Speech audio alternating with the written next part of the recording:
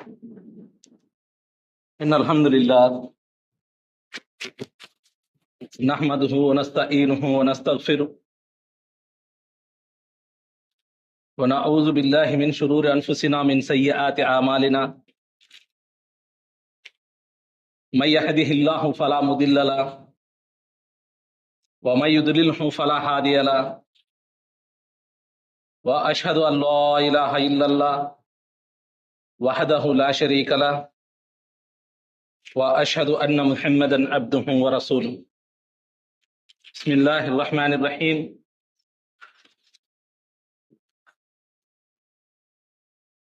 يا أيها الناس اتقوا ربكم الذي خلقكم من نفس واحدة وخلق منها زوجها وبث منهما رجالا كثيرا ونساء واتقوا الله الذي تساءلون به والأرحام إن الله كان عليكم رقيبا قال الله سبحانه وتعالى في قرآنه الكريم إن الله لا يغفر أن يشرك به ويغفر ما دون ذلك لمن يشاء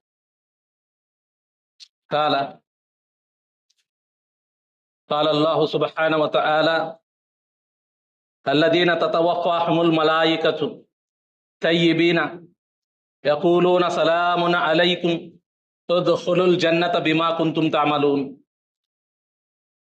قال رسول الله صلى الله عليه وسلم عن التفات الرجل في الصلاة فقال إنما هو اختلاس يختلسه الشيطان من صلاة العبد أما بعد فإن خير الحديث كتاب الله وخير الهدي هدي محمد صلى الله عليه وسلم وشر الأمور محدثاتها وكل محدثة بدعة وكل بدعة ضلالة وكل ضلالة في النار يا أيها الذين آمنوا اتقوا الله وقولوا قولا سديدا يصلح لكم أعمالكم ويغفر لكم ذنوبكم ومن يطع الله ورسوله فقد فاز فوزا عظيما يا أيها الذين آمنوا اتقوا الله حق تقاته ولا تموتن إلا وأنتم مسلمون سبحانك لا علم لنا إلا ما علمتنا إنك أنت العليم الحكيم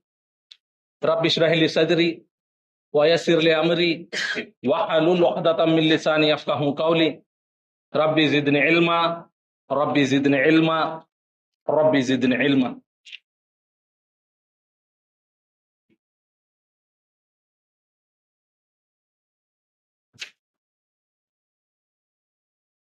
గౌరవము గొప్పతనము ఘనత పెద్దరికము సకల లోకాలను సృష్టించి పోషించి మార్గదర్శకత్వం చేసి విచారణ చేసేటటువంటి నిజారాధుడు అల్లాహ్ సుబ్హానహు వ తఆలా కొరకు మాత్రమే మరియు అల్లాహ్ సుబ్హానహు వ తఆలా చే ఎన్నుకోబడినటువంటి అత్యుత్తమమైన సందేశహరుల నాయకుడు మనందరికీ మార్గదర్శకుడు మరియు స్వర్గంలో మకాం మహమూద్ అనేటటువంటి అత్యుత్తమమైన స్థానానికి నాయకుడు అయినటువంటి ముహమ్మదుర్ రసూలుల్లా సల్లల్లాహు అలైహి వసల్లం గారిపై అల్లాహ్ సుబ్హానహు వ తఆలా శాంతి శుభాలు కరుణ దయ అనుగ్రహాలు కురిపించాలని ప్రార్థిస్తూ ఉన్నాను. ముహమ్మదుర్ రసూలుల్లా సల్లల్లాహు అలైహి వసల్లం గారి కాలంలో ఆయన సమక్షంలో ఖురాన్ మరియు సున్నత్ యొక్క సందేశాన్ని విశ్వసించి అర్థం చేసుకొని విశ్వాసాల పరంగా ఆరాధనల పరంగా సదాచరణల పరంగా శరీరపరమైన జీవితాన్ని జీవించి అల్లాహ్ తాలాతో రాజీ అయినటువంటి ఆయన యొక్క ప్రత్యక్ష అనుచరులు సహబా కిరామ్ అందరూ మరియు విశ్వాసాల్లో ఆరాధనల్లో శరీరపరమైన సదాచరణల్లో శరీరపరమైన జీవితాన్ని జీవించినటువంటి అస్సలఫు సాలిహీన్ తరాల వారు మరియు వారిని అనుసరించినటువంటి ప్రతి తరంలోని వారందరూ అత్యంత ఉన్నతమైన జ్ఞానవంతులు, వారి దగ్గర జ్ఞానం నేర్చుకున్నటువంటి శిష్యులు మరియు సాధారణమైనటువంటి ముస్లింలు ఈ ప్రపంచంలో ఎవరైతే జీవించి లేరో అల్లాహ్ సుబ్హానహు వ తఆలా వారందరికీ స్వర్గవనాలను ప్రసాదించాలని ప్రార్థిస్తున్నాను. మరియు ఇవాళ ఎవరైతే అత్యంత ఉన్నతమైనటువంటి జ్ఞానవంతులు, వారి దగ్గర జ్ఞానం నేర్చుకునేవారు సాధారణమైన ముస్లింలకు అల్లాహ్ సుబ్హానహు వ తఆలా సలఫు సాలిహీన్ వారి యొక్క విశ్వాసాలను, ఆరాధనలను, సదాచరణలను మరియు శరత్పరమైన జీవితాన్ని జీవించే సౌభాగ్యాన్ని ప్రసాదించాలని ప్రార్థిస్తూ ఉన్నాను. కాబట్టి మనం అల్లాహ్ సుబ్హానహు వ తఆలా దయ, కరుణ, అనుగ్రహం, అల్లాహ్ సుబ్హానహు వ తఆలా యొక్క అనంత కరుణామయుని యొక్క స్మరణ అనేటటువంటి పుస్తకంలో నుంచి దాదాపుగా అల్లాహ్ సుబ్హానహు వ తఆలా స్మరణ చేయడము అనేటటువంటి అంశం వరకు రావడం జరిగింది. కాబట్టి దాదాపుగా 6 అధ్యాయాలకు సంబంధించినటువంటి విషయాల పరిపూర్ణమైనటువంటి అవగాహన చేసుకున్న తర్వాత ఇక్కడ ఇమామ్ ఇబ్నుల్ ఖయ్యూమ్ రహిమహుల్లా గారు ఆ హృదయాలకు సంబంధించినటువంటి విషయం అంతా కూడా విశ్వాసాల పరంగా పరిపూర్ణం చేసుకున్న తర్వాత మరియు ప్రాపంచిక జీవితానికి సంబంధించినటువంటి వాస్తవికతను మనం తెలుసుకున్న తర్వాత దాని తర్వాత ఆయన అల్లాహ్ సుబ్హానహు వ తఆలా యొక్క స్మరణ అనేటటువంటిది ఏమిటి, ఆ స్మరణ చేయడానికి సంబంధించినటువంటి అర్హత గల వారిని గురించి ఇక్కడ చర్చించడం జరిగింది. కాబట్టి దాదాపుగా 4 అధ్యాయాల్లో ఉన్నటువంటి దాదాపుగా 20 అంశాల పరిజ్ఞానం పరిపూర్ణంగా మనకు అర్థమైతే అప్పుడు మనం అల్లాహ్ సుబ్హానహు వ తఆలా యొక్క స్మరణ చేయడం ఎలాగా అనేటటువంటి దాని యొక్క ఒక అవగాహనకు రావడం జరుగుతుంది. కాబట్టి ఇదంతా అల్లాహ్ సుబ్హానహు వ తఆలా ఎందుకు చెప్పడం జరిగిందంటే ఇదంతా కూడా అల్లాహ్ సుబ్హానహు వ తఆలా ఎవరైతే శైతాన్ అనేటటువంటి వాడు ఉన్నాడో, అల్లాహ్ సుబ్హానహు వ తఆలాకు శత్రువు మరియు మానవులకు శత్రువు అయినటువంటి శైతాన్, వీని యొక్క పరిపూర్ణమైనటువంటి లక్ష్యం ఏంటంటే ప్రతి మానవుణ్ణి కూడా తనతో పాటు నరకంలో తీసుకొని పోవాలా అనేటటువంటి అతి పెద్ద శత్రుత్వము మరియు ద్వేషము మరియు పగ, వైరము ఈ శైతాన్ అనేటటువంటి వాడు మానవునితో చేయడం జరుగుతోంది. కాబట్టి శైతాన్ అనేటటువంటి వాడి నుంచి రక్షించుకోవడానికి దాసుడు ఏమి చేయాలో మరియు అతని యొక్క శత్రువు చేతిలో పట్టుపడినా కూడా ఏ విధంగా విడిపించుకోవాలో అల్లాహ్ సుబ్హానహు వ తఆలా ఆ దాసునికి వివరించడం జరిగింది. ఇది మనకు సంబంధించినటువంటి పరిపూర్ణమైనటువంటి లక్ష్యం. కాబట్టి అల్లాహ్ సుబ్హానహు వ తఆలా యొక్క సహాయము అది ఆయన అస్తిత్వపరంగా మనందరికీ లభిస్తుంది, దాంట్లో ఎటువంటి సమస్య లేదు. అయితే మానవుని మీద అల్లాహ్ తాలా పెట్టినటువంటి పరీక్ష ఏమిటంటే అతను ఈ శైతాన్ అనేటటువంటి వాని యొక్క మోసాలు, ఎత్తులు, జిత్తులు, కుట్రలు, కుతంత్రాలు వీటన్నింటి నుంచి తప్పించుకొని ఈ భూమిలో శరీరపరమైనటువంటి జీవితాన్ని జీవించి తను మరియు తనకు సంబంధించినటువంటి వారిని స్వర్గంలో తీసుకుపోయేటటువంటి ఒక పెద్ద పరీక్ష అల్లాహ్ తాలా పెట్టడం జరిగింది. కాబట్టి దీని గురించి ఇక్కడ ఇమామ్ ఇబ్నుల్ ఖయ్యూమ్ రహిమహుల్లా గారు యహ్యా బిన్ జకరియా అలైహిస్సలాం గారికి సంబంధించినటువంటి హదీసును తీసుకొని రావడం జరిగింది. ఇక్కడ యహ్యా బిన్ జకరియా అలైహిస్సలాం గారు ఏదైతే ఆయన వారి యొక్క బనీ ఇస్రాయేల్ సంతానానికి సంబంధించినప్పుడు వారికి చెప్పినటువంటి విషయం ఇది. ఇక్కడ షేక్ సాబ్ ఏం చెప్తారంటే మస్జిదే అక్సాలో బనీ ఇస్రాయేల్కు సంబంధించినటువంటి ఆ విశ్వాసులైనటువంటి వారి గురించి యహ్యా అలైహిస్సలాం గారు వారితో చెప్పినటువంటి విషయాల్లో నుంచి మొట్టమొదటి విషయం ఏముందంటే జెరూసలేంలో చెప్పినటువంటి మస్జిద్ అక్సాలోని విషయం కేవలం నిజారాధుడు అల్లాహ్ సుబ్హానహు వ తఆలాను మాత్రమే ఆరాధించాలి మరియు ఆయనకు ఎవరిని కూడా సాటి సమానం భాగస్వామ్యం ప్రత్యర్థులను కల్పించకూడదు. కాబట్టి ఇస్లాం ధర్మంలో మొట్టమొదటి విషయమైనటువంటి కలిమా తౌహీద్కు సంబంధించినటువంటి పరిపూర్ణమైనటువంటి జ్ఞానాన్ని ఆయన అక్కడ వారందరికీ బోధించడం జరిగింది. దాని తర్వాత ఆయన రెండవ అంశంలో ఏం చెప్పడం జరిగిందంటే అల్లాహ్ సుబ్హానహు వ తఆలా యొక్క నమాజు ఆరాధనను చేయడం. కాబట్టి నమాజు ఆరాధన యొక్క స్థితిని గురించి ఇమామ్ ఇబ్నుల్ ఖయ్యూమ్ రహిమహుల్లా గారు దీనికి తర్వాత చెప్పడం జరిగింది. నమాజు స్థితిని అర్థం చేసుకున్నటువంటి వ్యక్తులు మరియు నమాజును అర్థం చేసుకున్నటువంటి వ్యక్తులలో 5 రకాల స్థాయిలను గురించి ఆయన చెప్పడం జరిగింది. కాబట్టి ఈ 5 రకాల స్థాయిలను కూడా మనం పరిచయం చేసుకోవాల్సిన అవసరం ఉంది. కాబట్టి ఆయన నమాజు అనేటటువంటి దాని గురించి ఏం చెప్తారంటే మీరు ఎక్కడైతే ఆరాధనకు నిలబడుతున్నారో మొట్టమొదట ఆరాధన గృహాల్లో మీరు అల్లాహ్ సుబ్హానహు వ తఆలా ముందు నిలబడడానికి గల కారణము ఆయన ఏమంటారంటే అల్లాహ్ సుబ్హానహు వ తఆలా మీకు సంబంధించినటువంటి హృదయానికి మార్గదర్శకత్వం చేయడము. కాబట్టి ఆ మార్గదర్శకత్వం కొరకు మీరు అల్లాహ్ సుబ్హానహు వ తఆలా ముందు ఆరాధనా గృహాల్లో నమాజు ఆరాధనలో నిలబడడం జరుగుతోంది. కాబట్టి ప్రతి మనిషికి ఇతను ఎప్పుడైతే లేచినప్పటి నుంచి, అంటే ఫజర్ నమాజ్ నుంచి ఇషా నమాజ్ వరకు మసీదుల్లో జమాత్తో ప్రవక్త ముహమ్మద్ సల్లల్లాహు అలైహి వసల్లం గారు నమాజ్ చేసిన విధానంలో నమాజ్ చేయడం విధిగా ఉంది.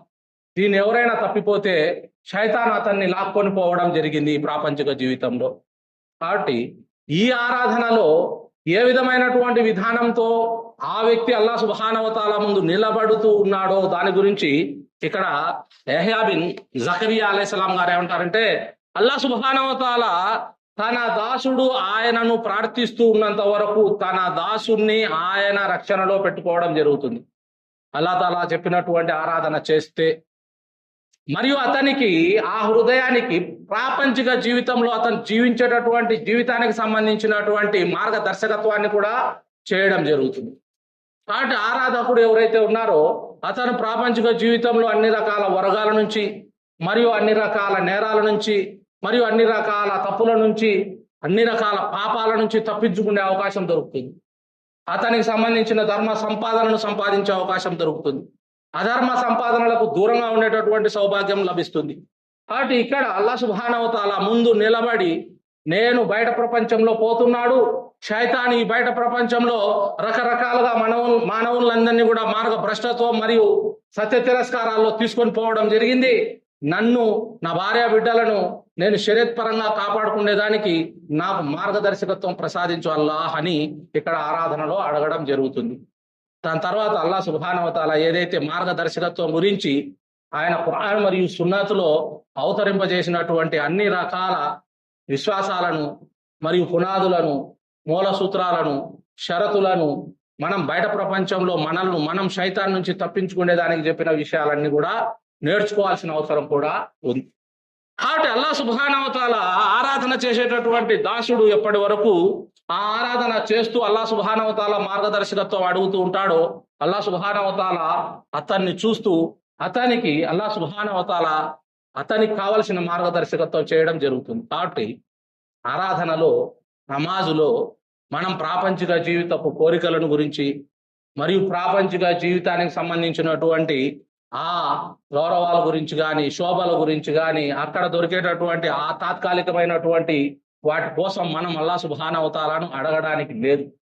శైతాన్ అనేటటువంటి వాడు కోరికలు మరియు ఏదైతే ఈ ప్రాపంచిక జీవితంలో షరియత్కు విరుద్ధమైనటువంటి విషయాలన్నీ కూడా అతను హృదయంలో నాటడం జరుగుతుంది. ఆ విషయాలను మనం బయటికి తీసుకునే దానికి అల్లాహ్ సుబ్హానహు వ తఆలా యొక్క ఆరాధన గృహంలో ఆరాధన చేసి ఆ శైతాన్ నుంచి తప్పించుకునే దానికి ఈ నమాజు ఆరాధన అనే ప్రక్రియను అల్లాహ్ తాలా పెట్టడం జరిగింది. కాబట్టి దాసుడు అల్లాహ్ తాలా ఆరాధన చేసేటటువంటి వాడు ఎప్పటి వరకు అతని ఆరాధన మరియు అతని జీవితం సక్రమం చేసుకోవాలంటే అల్లాహ్ తాలా అతనికి ప్రత్యక్షంగా మార్గదర్శకత్వం చేయడం జరుగుతుంది. కాబట్టి నమాజు ఆరాధన అనేటటువంటిది చాలా గొప్ప ఆరాధన. ఆ ఆరాధనకు మనమంతా కూడా పరిపూర్ణంగా తయారు అయ్యి ఆ ఆరాధనను మనం మార్గదర్శకత్వం పొందడానికి అల్లాహ్ తాలాను అడగాల్సిన అవసరం కూడా ఉంది. దాని తర్వాత ఆయన మూడవ అంశంగా అల్లాహ్ సుబ్హానహు వ తఆలా యొక్క ఉపవాసం గురించి ఇక్కడ బోధించడం జరిగింది. ఉపవాసం అనేటటువంటిది ఎందుకు బోధించడం జరిగిందంటే, ధర్మ విరుద్ధమైనటువంటి ఆ సంపాదనలకు దూరంగా ఉండేటటువంటి ఒకే ఒక ఆయుధం విశ్వాసికి సంబంధించినటువంటిది ఉపవాసము. కాబట్టి ధర్మ విరుద్ధమైనటువంటి సంపాదనలు మన కడుపులో నింపడానికి మనం ఉపవాసాన్ని ఎందుకు పెట్టడం జరుగుతుందంటే, ప్రవక్త ముహమ్మద్ రసూలుల్లాహి సల్లల్లాహు అలైహి వసల్లం గారి మీద రంజాన్ సంబంధించినటువంటి ఉపవాసాలు కూడా 30 రోజులు ఏకదాటిగా అల్లాహ్ తాలా అవతరింపజేయడం జరిగింది. దాదాపుగా అక్కడ అధర్మ సంపాదనలకు చాలా మంది దూరంగా ఉంటారు. మరి అధర్మ సంపాదన జరుగుతూ ఉంది రంజాన్ మాసంలో కూడా అంటే అటువంటి వ్యక్తి హృదయంలో మార్గదర్శకత్వమే లేదు అని అర్థం. కాబట్టి ఉపవాసానికి సంబంధించినటువంటి ఆ ఆజ్ఞ ఎందుకు అల్లాహ్ సుబ్హానహు వ తఆలా ఇవ్వడం జరిగిందంటే, ఉపవాసంలో మనిషి అతని యొక్క మార్గదర్శకత్వం మీద అల్లాహ్ తాలాకు భయపడి అల్లాహ్ సుబ్హానహు వ తఆలా చెప్పిన దాని మేరకు ఉండడానికి అది మనకు పనికొచ్చేటటువంటి అతి పెద్ద ప్రక్రియ. కాబట్టి ఉపవాసాన్ని విశ్వాసులందరూ కూడా రమదాన్ మాసంలోనే కాకుండా సోమవారాలు, గురువారాలు మరియు చంద్రుని యొక్క తెల్లని కాంతి దినాలు వీటిల్లో కూడా మనం పెట్టుకుంటే మనం ఈ ప్రపంచంలో అధర్మమైనటువంటి తిండి తినడం అనేటటువంటి దాని నుంచి తప్పించుకునే అవకాశం లభిస్తుంది. ఇది ప్రతి ఒక్కరికి సంబంధం. కాబట్టి ఈ అధర్మమైనటువంటి తిండి నుంచి మనం దూరంగా ఉండడానికి, అధర్మమైనటువంటి మనుషుల నుంచి దూరంగా ఉండడానికి, అధర్మమైన పనుల నుంచి మనం దూరంగా ఉండడానికి మనకు మన ఉపవాసమే పనికి వస్తుంది. ఈ ఉపవాసం ఈ విధంగా పెట్టినటువంటి వ్యక్తి గురించి అల్లాహ్ తాలా ఏమంటాడంటే, ఇటువంటి ఉపవాసులు అందరూ ఒక కస్తూరిని తీసుకొని వారంతా ఒక సమూహంలో ఉంటే ఆ కస్తూరికి సంబంధించినటువంటి వాసన ఎలా పరిమళిస్తుందంటే అల్లాహ్ సుబ్హానహు వ తఆలా యొక్క సమక్షంలో కూడా ఉపవాసికి సంబంధించినటువంటి ఆ నోటి వాసన అది ప్రపంచంలో మనకు నచ్చకపోవచ్చు, కానీ అల్లాహ్ సుబ్హానహు వ తఆలా దగ్గర కస్తూరి వాసనతో సమానము. ఇటువంటి వ్యక్తి ఆరాధకుడైనటువంటి ఇటువంటి వ్యక్తి ఆ ప్రాపంచిక జీవితంలో అల్లాహ్ సుబ్హానహు వ తఆలా చెప్పినటువంటి అధర్మ సంపాదనలకు దూరంగా ఉండడానికి ఇది చాలా ప్రోత్సాహమైనటువంటి ఆరాధన గురించి అల్లాహ్ తాలా చెప్పడం జరిగింది. కాబట్టి ఉపవాసి దగ్గరకు శైతాన్ రావడానికి కూడా చాలా భయపడడం జరుగుతుంది. కాబట్టి ఉపవాసి అనేటటువంటి వాని గురించి అల్లాహ్ సుబ్హానహు వ తఆలా ఉపవాసాన్ని ఊరికనే పెట్టలేదు. దాంట్లో నుంచి అతనికి సంబంధించినటువంటి అధర్మమైనటువంటి అన్ని రకాల పనులను నిషేధించేటటువంటి ఒక ప్రక్రియ. కాబట్టి ఉపవాసము అనేటటువంటి దాని గురించి కూడా ఇక్కడ తాకీదుగా చెప్పడం జరిగింది. ఇక 4వది, ఎవరైతే ధర్మ సంపాదించడం జరుగుతుందో అటువంటి వారు దాన ధర్మాలు చేయడము, సదకా.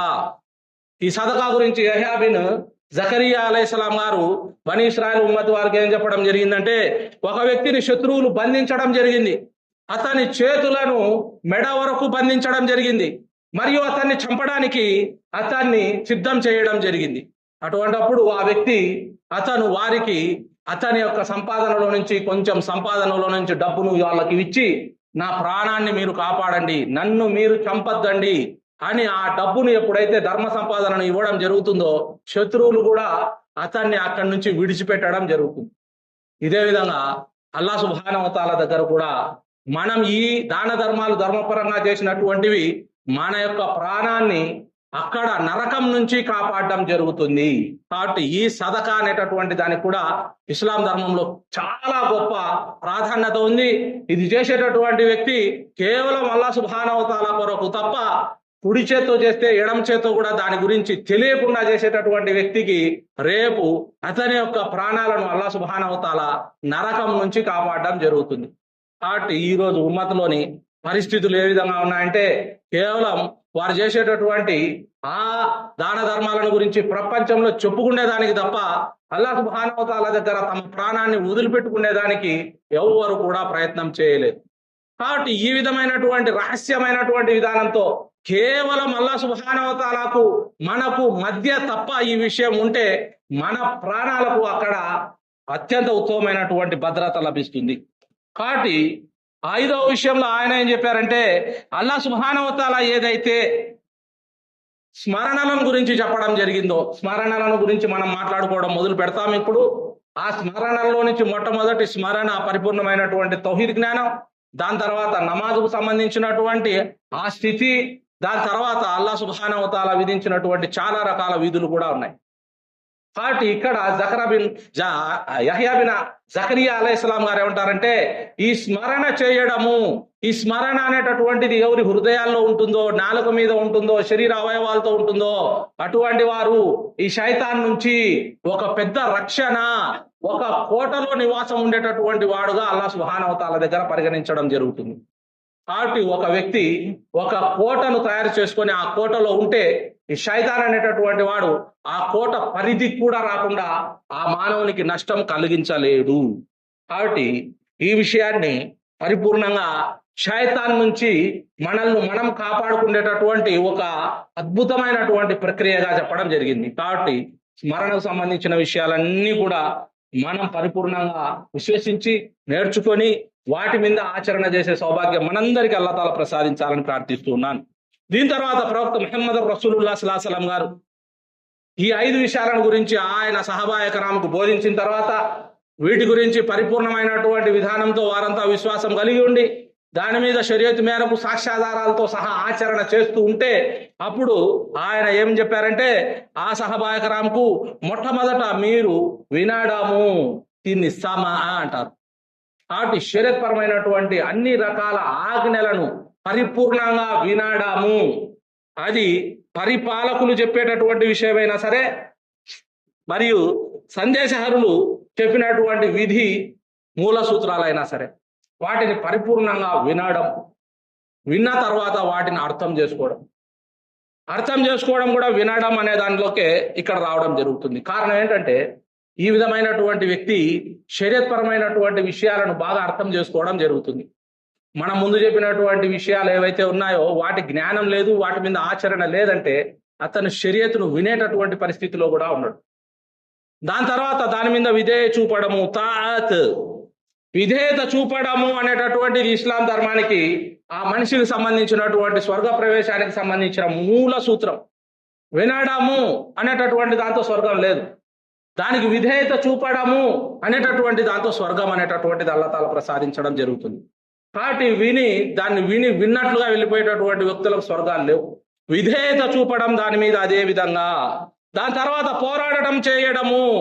కాబట్టి ఇక్కడ పోరాటం అంటే మనం ఇక్కడ కత్తులతో పోరాటం కాదు, మనకు సంబంధించినటువంటి ఈ విషయాలు, ముఖ్య విషయాలు ఏదైతే శైతాన్ నుంచి తప్పించుకునే విషయాల గురించి చెప్పడం జరిగిందో వాటి మీద మనం తప్పకుండా పోరాటం చేసి మనం ముఖ్యంగా శైతాన్ నుంచి మనల్ని కాపాడుకునే పోరాటం చేయడం. దాని తర్వాత ఆ భద్రతలో ఉండేటటువంటి వ్యక్తి అవతల వాళ్ళకు కూడా అటువంటి భద్రతను ధర్మపరంగా చెప్పేటటువంటి విషయం. దాని తర్వాత పరిపాలకులు ఎక్కడైనా ఉంటే అటువంటి వారు శైతాన్తో పోరాటం జరుగుతుంది ఈ కత్తులతో.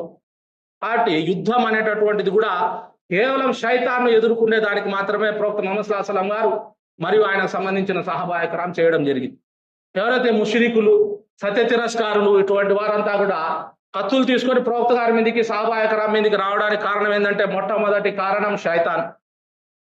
కాబట్టి ఎవడు తిరుగుబాటు మాటలు మాట్లాడుతున్నాడు, పరోక్షంగా వ్యవస్థలను చెడగొట్టేటటువంటి మాటలు మాట్లాడుతున్నాడు, ఇటువంటి వాళ్ళంతా కూడా శైతాన్ను నోట్లో పెట్టుకొని మాట్లాడుతూ ఉంటారు, వ్యవస్థలను కుప్పగూల్చేటటువంటి మాటలు మాట్లాడుతూ ఉంటారు. మరియు ఆ రోజుల్లో ప్రవక్త ముహమ్మద్ రసూలుల్లాహి సల్లల్లాహు అలైహి వసల్లం గారు సహాబాయ కిరాంను పరిపూర్ణంగా భూమిలోనే లేకుండా చేయాలనేటటువంటి చాలా రకాల ఎత్తులు జిత్తులు ఇటువంటి కపట విశ్వాసులు మరియు అవిశ్వాసులు మరియు సత్య తిరస్కారులు మరియు ముష్రికులు, యూదులు, క్రైస్తవులు, ధర్మపరంగా వచ్చినటువంటి ముస్లింలు, అజ్ఞానులు ఈ పనులన్నీ చేసేటటువంటి వారు. కాబట్టి ఎక్కడ వ్యవస్థను కుప్పకూల్చాలని ఎవరైతే పని చేస్తూ ఉంటారో అటువంటి వారంతా కూడా ఈ శైతాన్ సమాజానికి సంబంధించినటువంటి వారు. కాబట్టి దాని తర్వాత ప్రవక్త ముహమ్మద్ రసూలుల్లాహి సల్లల్లాహు అలైహి వసల్లం ఏం చెప్పారంటే మీ యొక్క ధర్మాన్ని కాపాడుకునేదానికి మీరు ఉండేటటువంటి భూమిని మరియు మీ మీద ఉన్నటువంటి ఆకాశాన్ని వదిలిపెట్టి వలస వెళ్ళడము. కాబట్టి ఏ వ్యక్తి అయినా సరే తన ధర్మాన్ని తాను కాపాడుకునేదానికి ఈ ప్రపంచంలో నష్టం కలిగేటటువంటి ప్రదేశాల నుంచి లాభం జరిగేటటువంటి ప్రదేశాలకు పోవడం కూడా చాలా గొప్ప ఉన్నతమైనటువంటి ఒక ఆరాధనగా ప్రవక్త ముహమ్మద్ సల్లల్లాహు అలైహి వసల్లం గారు చెప్పడం జరిగింది. కాబట్టి నష్టం జరిగేటటువంటి ఆ స్థలాలు, నష్టం జరిగేటటువంటి ఆ మనుషులు, నష్టం కలిగించేటటువంటి ఆ మాటల్లో ఎవరైతే ఉంటారో ఖచ్చితంగా వారి యొక్క ప్రాపంచిక జీవితంలో నష్టాన్ని అనుభవించడం జరుగుతుంది మరియు వారి యొక్క ఆ స్వర్గ జీవితాన్ని కూడా కోల్పోవడం జరుగుతుంది. కాబట్టి శైతాన్ అనేటటువంటి వాడు నాలుకలతో నాశనం చేసేటటువంటి పనిని అతను చాలా ఎక్కువగా ప్రవక్త గారి కాలం నుంచి చేయడం జరుగుతుంది. కాబట్టి హిజ్రత్ చేయడం అనేటటువంటి విషయం, ఎందుకంటే ఎక్కడైతే ధర్మాన్ని మనం పరిపూర్ణంగా మన యొక్క పరిపూర్ణమైనటువంటి శక్తి సామర్థ్యాలతో నడపలేమో అక్కడి నుంచి మనం దూరంగా వెళ్ళిపోవడం ఇస్లాం ధర్మంలో మనకు అనుమతి ఇవ్వబడింది. కాబట్టి ఎప్పుడైతే ఆ పరిపాలకులు, ఆ రాజులు ఇస్లాం ధర్మాన్ని అల్లాహ్ సుబ్హానహు వ తఆలా స్థాపించేటటువంటి ఆ సమాజం ఎప్పుడైతే స్థాపించబడుతుందో అటువంటి సమాజంలో నుంచి ఒక్క వ్యక్తి కూడా బయటికి పోయేటటువంటి అనుమతిని ఇక్కడ అల్లాహ్ సుబ్హానహు వ తఆలా ఇవ్వలేదు. ఎవడైతే సమాజంలో నుంచి బయటికి పోయేటటువంటి కుట్రలు అవన్నీ కూడా ప్రక్రియలు చేయడం జరుగుతుందో ఆ సమాజంలో నుంచి బయటికి పోయేటటువంటి వ్యక్తి గురించి ప్రవక్త ముహమ్మద్ రసూలుల్లాహి సల్లల్లాహు అలైహి వసల్లం గారు ఏమన్నారంటే ఇస్లాం యొక్క జీనును తన మెడలో నుంచి ఇతను వదిలిపెట్టినటువంటి వాడు, ఇస్లాం ధర్మాన్నే తీసేసినటువంటి వాడు, ఇటువంటి వ్యక్తికి ఇస్లాం ధర్మంతో సంబంధం లేదు. కాబట్టి అజ్ఞాన జీవితంలో జీవించేటటువంటి ఆ వ్యక్తి అతను ఇస్లాం ధర్మానికి సంబంధించిన వాడు కాదు. కాబట్టి సమాజంలో నుంచి ఎవడైతే బయటికి పోతాడో సమాజాన్ని ఎవడైతే విచ్ఛిన్నం చేసి నాశనం చేయాలనుకుంటాడో అటువంటి వ్యక్తి ఖచ్చితంగా అతను అజ్ఞాన కాలానికి సంబంధించిన వ్యక్తిగా చెప్పడం జరిగింది. సహాబాలో నుంచి ఒక సహాబీ ఏం చేశారంటే, ప్రవక్త గారు అతను నమాజ్ చదువుతూ ఉన్నా మరియు ఉపవాసం పెడుతూ ఉన్నా కూడా అతనికి అల్లాహ్ సుబ్హానహు వ తఆలా ఈ ధర్మంలో నుంచి బయటికి పోయే ఆజ్ఞ ఇవ్వడం జరిగిందా అంటే, ప్రవక్త ముహమ్మద్ రసూలుల్లాహి സ്വല്ലല്ലാഹు అలైహి వసల్లం గారే ఉన్నారంటే, ఇటువంటి వ్యక్తులు నమాజ్ చదువుతూ ఉన్నా, ఆరాధన చేస్తూ ఉన్నా, మరియు ఇటువంటి వ్యక్తులు ఉపవాసాలు ఉన్నా కూడా ఇటువంటి వ్యక్తికి అల్లాహ్ సుబ్హానహు వ తఆలా విధించినటువంటి ఆజ్ఞే, అతను అజ్ఞాన కాలానికి సంబంధించిన వ్యక్తే, కాబట్టి అతను మూర్ఖుడు అని చెప్పడం జరిగింది. కాబట్టి ఇస్లాం ధర్మంలో విశ్వాసులందరూ కూడా కలిసి కట్టుగా ఉంటే తప్ప శైతాన్ని ఎదుర్కోలేరు. మరి విశ్వాసులంతా పరిపూర్ణంగా అల్లాహ్ సుబ్హానహు వ తఆలా చెప్పినటువంటి ఆ ధర్మజ్ఞాన మూల సూత్రాలు, ధర్మజ్ఞానానికి సంబంధించిన విధి విధానాల్లో ఉంటే తప్ప ఆ శైతాన్ని ఎవరు ఎదుర్కోలేరు. కాబట్టి అల్లాహ్ సుబ్హానహు వ తఆలా మనందరికీ అల్లాహ్ సుబ్హానహు వ తఆలా ఏదైతే శైతాన్ను ఎదుర్కోవడానికి ఈ ధర్మ జ్ఞానాన్ని అవతరింపజేయడం జరిగిందో అదే విధానాన్ని మనందరికీ దాన్ని పరిపూర్ణంగా నేర్చుకొని మనంతటా మనమే మన యొక్క భార్య బిడ్డలను కాపాడుకునే సౌభాగ్యం మనందరికి ప్రసాదించాలని ప్రార్థిస్తున్నాను.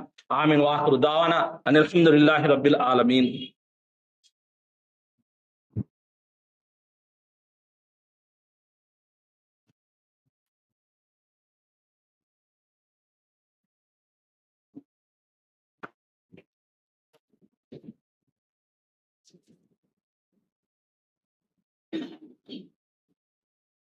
ఇన్నల్ హమ్దులిల్లాహ్ నహ్మదుహు వ నస్తഈనుహు వ నస్తగ్ఫిరుహు వ నఊదు బిల్లాహి మిన్ షురూరి అన్ఫుసినా మిన్ సయ్యిఆతి అమాలినా మై యహ్దిహిల్లాహు ఫలా ముదిల్ల లహు వ మై యుద్లిల్హు ఫలా హాదియ లహు వ అష్హదు అన్ లా ఇలాహా ఇల్లల్లాహ్ వహ్దహు లా షరీక లహు వ అష్హదు అన్న ముహమ్మదన్ అబ్దుహు వ రసూలుహు.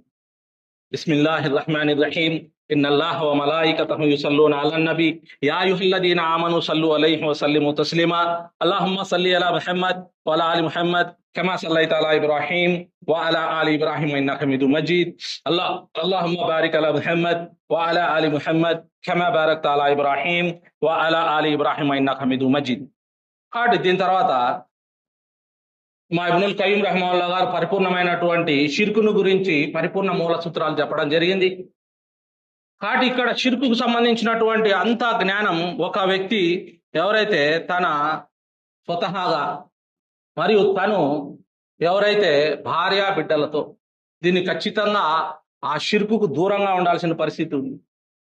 ఎక్కడైతే ఆ భర్త నేను విశ్వాసిని అని చెప్పుకుంటూ ఉంటాడో బయట ప్రపంచంలో, ఆ ఇంట్లో ఆ భార్య బిడ్డలు ఈ షిర్కుకు దూరంగా లేరు, విశ్వాసాల్లో లేరు, ఆరాధనల్లో లేరు అంటే అతని యొక్క బాధ్యత మొట్టమొదట ఆ భార్యా బిడ్డలను సరిదిద్దుకునేంత వరకు అతని సమాజానికి సంబంధించి సరిదిద్దడానికి అతనికి ఎటువంటి అర్హత లేదు. కాబట్టి దీని గురించి ఏమంటారంటే, ఇక్కడ 3 అన్యాయాలను గురించి మా ఇబ్నుల్ ఖయ్యిమ్ రహిమహుల్లాహ్ గారు తెలపడం జరిగింది. ఇన్నల్లాహ లా యగ్ఫిరు అన్ యుష్రిక బిహి వ యగ్ఫిరు మా దూన జాలిక లిమన్ యషా. నిశ్చయంగా అల్లాహ్ సుబ్హానహు వ తఆలా తనకు సాటి సమానం భాగస్వామ్యం ప్రత్యర్థులు చేయడాన్ని ఎన్నటికీ క్షమించాడు. అది తప్ప మరేదైనా పాపాన్ని ఆయన తాను కోరిన వారి కొరకు క్షమించగలడు. కాబట్టి అల్లాహ్ సుబ్హానహు వ తఆలా ఇక్కడ ప్రతి వ్యక్తికి మొట్టమొదట ఈ పరిపూర్ణమైనటువంటి షిర్కులకు దూరంగా ఉండడము, దీని యొక్క పరిహారం గురించి ఏం చెప్పడం జరిగిందంటే, ఎవరైనా షిర్కుకు దూరంగా ఉన్నారు అనేటటువంటి దాని యొక్క సూచన ఈ ప్రపంచంలో ఏంటంటే, వారు పరిపూర్ణమైనటువంటి తౌహీద్ మీద ఆరాధనలు చేస్తూ జీవితాన్ని జీవిస్తూ ఉంటారు. పరిపూర్ణమైనటువంటి తౌహీద్ మేరకు జీవితాన్ని ఎవరైతే జీవిస్తూ ఉంటారో అటువంటి వారు మాత్రమే షిర్కు నుంచి దూరంగా ఉన్నటువంటి వారుగా ఇక్కడ షేక్ సాబ్ చెప్పడం జరిగింది. కాబట్టి ఇక్కడ ఎవడైతే షిర్కు నుంచి నేను దూరంగా ఉన్నాను అని అనుకుంటూ ఉన్నాడో వాడు ఎప్పుడు షిర్కు నుంచి దూరం కాడు. పరిపూర్ణమైనటువంటి తౌహీద్ సంబంధించినటువంటి అన్ని రకాల జ్ఞానాలను, అన్ని రకాల ఆరాధనలను తన శక్తి సామర్థ్యాల మేరకు ఎవరైతే అతని భార్యతో సహా ఎప్పుడైతే అతను ఆచరణ చేయడం జరుగుతుందో అప్పుడు మాత్రమే తనకు తాను నేను షిర్కుకు దూరంగా ఉన్నాను అని చెప్పేటటువంటి ఒక అవకాశం అల్లాహ్ తాలా చెప్పడం జరిగింది. కాబట్టి ఈ విధంగా ఎవరైతే షిర్కుకు సంబంధించినటువంటి పరిహారం, పరిపూర్ణమైనటువంటి తౌహీద్ మేరకు జీవించడం లేదో అటువంటి వ్యక్తి ఎప్పుడు కూడా అల్లాహ్ సుబ్హానహు వ తఆలా దగ్గర అతను తౌహీద్ అనేటటువంటి విధానంలో హాజరు కాడు. కాబట్టి షిర్క్ నుంచి దూరంగా ఉండేటటువంటి వాడు మాత్రమే తౌహీద్ యొక్క పరిధిలోకి రావడం జరుగుతుంది. కాబట్టి ఆ షిర్క్ నుంచి దూరంగా ఉండాలంటే మొట్టమొదట భార్యను షిర్క్ నుంచి దూరం చేసుకోవాలి. దాని తర్వాత భార్యతో ఆరాధనలు చేపించుకోవాలా. దాని తర్వాత ఇతను కూడా షిర్కుకు దూరంగా ఉండాలా. ఇతను కూడా షిర్కును దూరం చేసిన తర్వాత ఆ పరిపూర్ణమైన తౌహీద్ యొక్క ఆరాధనలు చేసి తను తాను అల్లాహ్ సుబ్హానహు వ తఆలా దగ్గర నేను మువహిద్ అని చెప్పించుకోవాలి. కాబట్టి ఈ కార్యక్రమంలో ఎవరైతే ఈ ప్రపంచంలో ఉంటారో అటువంటి వారు అల్లాహ్ సుబ్హానహు వ తఆలా ఏదైతే మొట్టమొదటి అన్యాయంగా చెప్పడం జరిగిందో జుల్మ్ అక్బర్ అంటారు.